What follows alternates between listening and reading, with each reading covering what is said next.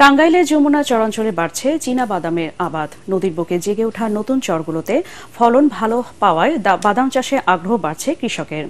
বাদাম আবাদে খরচ একেবারে কম, সামান্য পরিচর্যায় বেড়ে ওঠে বাদামের গাছ। সরকারি সহযোগিতা পেলে যমুনা চরাঞ্চলের অনাবাদী জমিগুলো আসবে আবাদের আওতায়। টাঙ্গাইল প্রতিনিধি মোহাম্মদ নাসির উদ্দিনের রিপোর্ট জানাচ্ছেন আসিফুর রহমান সাগর। টাঙ্গাইলে যমুনা নদীর বুকে জেগে ওঠা চরাঞ্চলে ব্যাপক হারে আবাদ হচ্ছে বাড়ি ৮ ও বাড়ি ৯ জাতের চীনাবাদাম।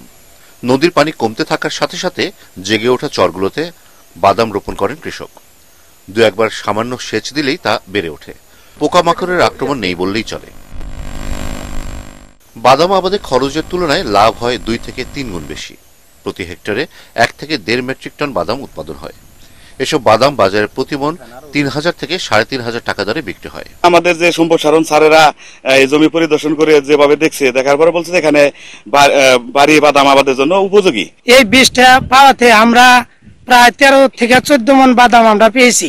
বাংলাদেশ কৃষি গবেষণা ইনস্টিটিউটের বিজ্ঞানীরা সারা দেশে নদীর চরাঞ্চল ও পরিত্যক্ত জমিগুলোতে এসব বাদাম আবাদের আওতায় আনার জন্য কাজ করে যাচ্ছে। যে সকল জমিতে অন্যান্য ফসল চাষ না হয় সেই সকল জমিকেও ব্যবহারের আওতায় আনা, যেমন চর ফসল। প্রকল্পে আরো কিছু উদ্দেশ্য আছে, যেমন আমরা কৃষক ট্রেনিং, আমরা কিন্তু কৃষক ট্রেনিং এর মাধ্যমে আমরা আমাদের যে পপুলার যে ভ্যারাইটিগুলো আছে সেই ভ্যারাইটিগুলো কিন্তু আমরা কৃষকদের মাঝে ছড়িয়ে দেওয়ার চেষ্টা করছি। টাঙ্গাইলের মাঠ পর্যায়ে বাদাম চাষ ছড়িয়ে দিতে কাজ করে যাচ্ছে বাংলাদেশ কৃষি গবেষণা ইনস্টিটিউটের সরেজমিন গবেষণা বিভাগ। কোয়ালিটি বীজ উৎপাদনের জন্য যতগুলো প্রযুক্তি নেওয়া দরকার সবগুলো আমরা এখানে প্রয়োগ করেছি। সময় মতো ওষুধ প্রয়োগ এবং নিড়ানি দেওয়া, সার প্রয়োগ, সেচ প্রয়োগ সবকিছু উৎপাদন দেওয়াতে আমাদের এখানে ফলন ভালো হবে এবং কৃষক এখান থেকে পুরাটা বীজ রাখবে। ভিটামিন, অ্যান্টিঅক্সিডেন্ট, কার্বোহাইড্রেট, প্রোটিন সহ নানা উপাদান রয়েছে বাদামে, যা মানবদেহে রোগ প্রতিরোধে গুরুত্বপূর্ণ ভূমিকা রাখে।